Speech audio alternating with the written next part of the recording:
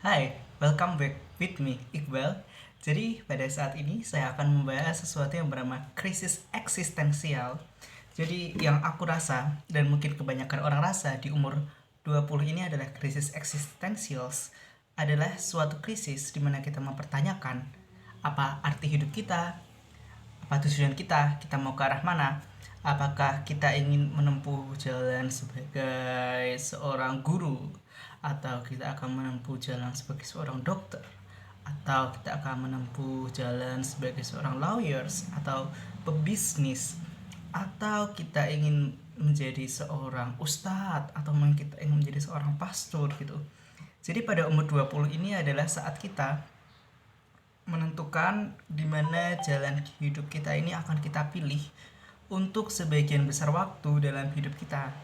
Nah, krisis eksistensial ini muncul ketika kita sebagai remaja yang sudah beranjak dewasa, mungkin sudah dewasa juga, masih bingung jalan mana yang harus kita pilih karena kita memiliki banyak pertimbangan, dan kadang keinginan kita tidak selaras mungkin dengan orang tua, atau tidak selaras mungkin dengan lingkungan, atau mungkin dengan value dari cultures, religions, atau belief yang ada di our country gitu.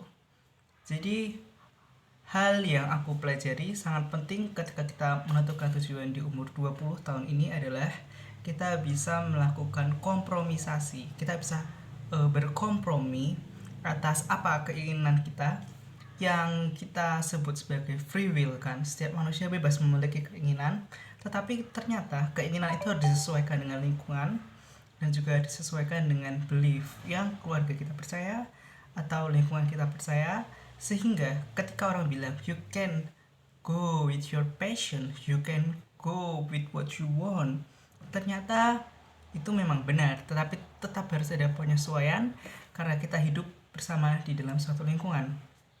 Dan mungkin saran ini bisa membantu kamu dalam anak-anak, atau mungkin remaja, atau mungkin orang yang sudah berumur 20 tahunan atau mungkin di atas 20 tahunan, karena krisis eksistensi sebenarnya selalu ada ya dalam sepanjang jalan hidup kita.